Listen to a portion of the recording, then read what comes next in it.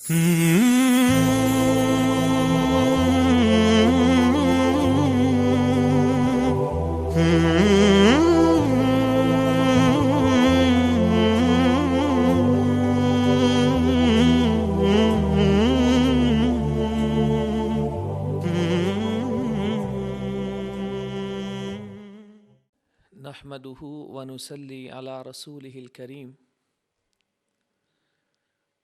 سامعین محترم، اسلام ایک دین فطرت ہے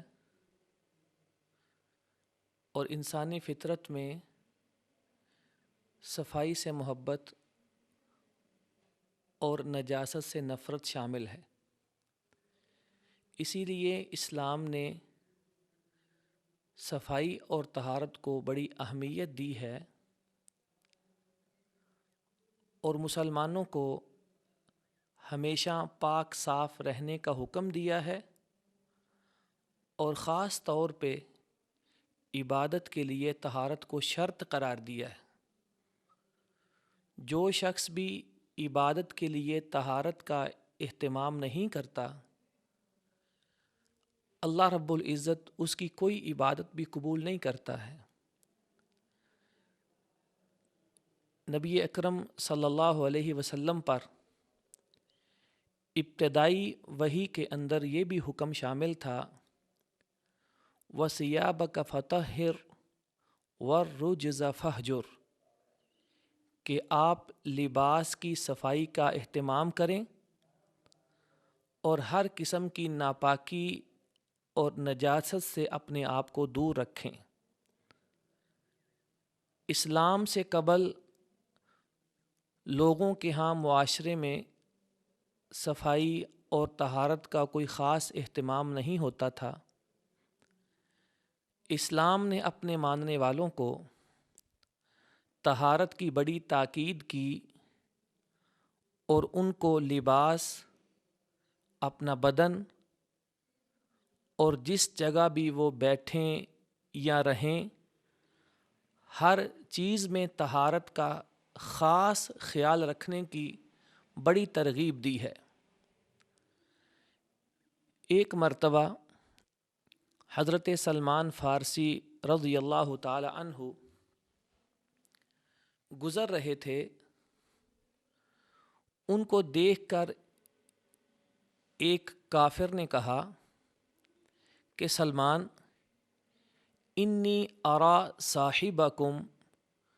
یعلمکم کل شیء حتی الخراء، کہ اے سلمان، میں دیکھتا ہوں تمہارا یہ پیغمبر تمہیں ہر چیز کی تعلیم دیتا ہے،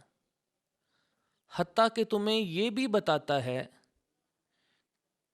کہ تم نے بیت الخلاء میں طہارت کیسے حاصل کرنی ہے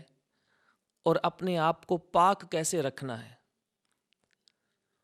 اس نے یہ طنز کیا تھا، لیکن حضرت سلمان فارسی رضی اللہ تعالی عنہ اس کا یہ مذاق سن کر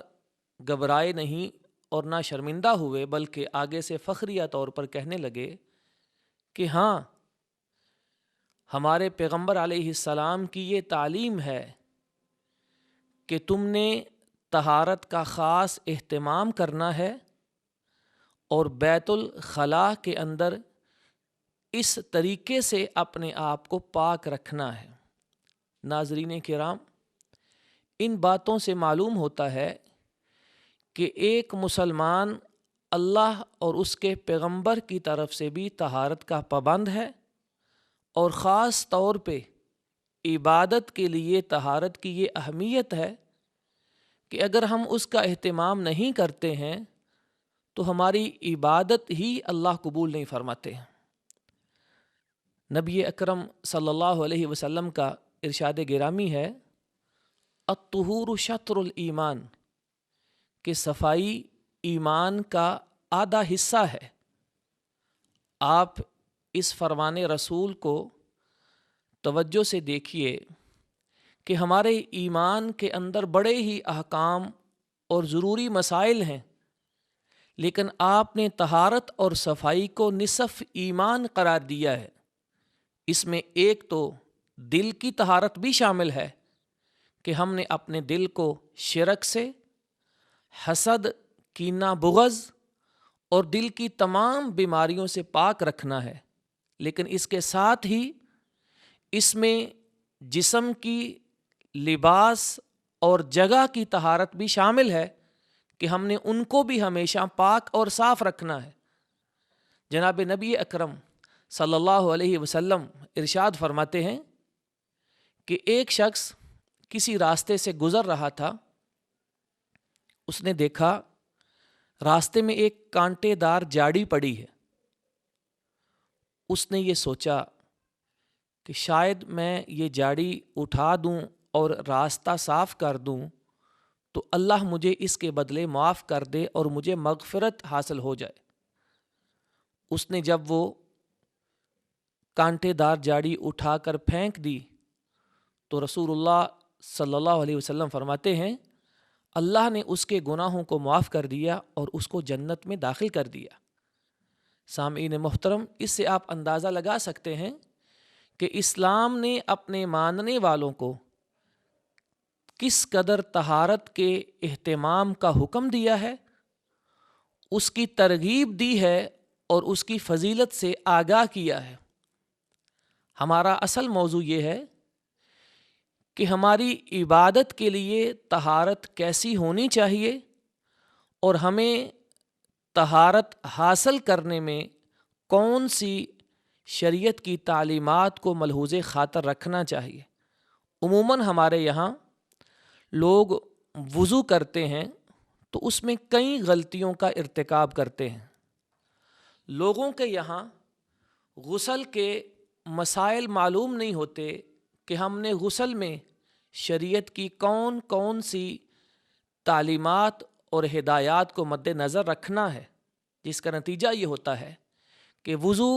صحیح نہ ہونے کی وجہ سے ان کی عبادت کا اجر بھی کم ہوتا ہے اور اس میں خلل پڑتا ہے۔ ایسے ہی اگر کوئی غسل صحیح طریقے سے نہیں کرتا ہے اور اس میں غلطیوں کا ارتکاب کرتا ہے تو ظاہر ہے اس کے نتیجے میں جب وہ کوئی عبادت بجا لائے گا تو اس کے اجر اور ثواب میں بھی کمی یا اس کے ضائع ہونے کا خطرہ رہتا ہے۔ اسی لیے نبی اکرم صلی اللہ علیہ وسلم کا ارشاد گرامی ہے طلب العلم فریضۃ علی کل مسلم، کہ ایک مسلمان پر اسلام کے جتنے بھی ضروری احکام اور مسائل ہیں ان کو سیکھنا لازم ہے۔ یعنی اگر ہم وضو کرتے ہیں تو ہمیں چاہیے پہلے اس کی تعلیمات سیکھیں اور اس کی غلطیوں سے بچنے کی کوشش کریں۔ اسی طرح نماز، حج، زکوٰۃ اور دیگر اسلامی فرائض کا معاملہ ہے کہ جتنے بھی ضروری احکام ہیں ایک مسلمان کے لیے لازم ہے کہ وہ ان کے بارے میں تمام بنیادی چیزوں کی تعلیم حاصل کرے اور اپنے گھر میں بچوں اور خواتین کو بھی سکھائے تاکہ وہ بھی ایسی غلطیوں سے بچ سکیں۔ انشاءاللہ ہم آئندہ قسطوں میں کوشش کریں گے کہ پہلے طہارت کے کچھ ضروری مسائل بیان کریں اور خاص طور پہ ان چیزوں کی نشاندہی کریں جہاں لوگ وضو میں، غسل میں اور طہارت کے دیگر مسائل میں غلطیوں کا ارتکاب کرتے ہیں۔ ہمارا مقصود یہ ہے کہ ہمیں اسلام کی ان بنیادی چیزوں کا علم حاصل ہو سکے اور ہم ان ضروری مسائل کو سیکھ کر ان کوتاہیوں سے اور غلطیوں سے بچ سکیں۔ اللہ رب العزت سے دعا ہے کہ ہم سب کو کتاب و سنت سمجھنے اور اس پر عمل کرنے کی توفیق عطا فرمائے۔ وآخر دعوانا ان الحمد للہ رب العالمین۔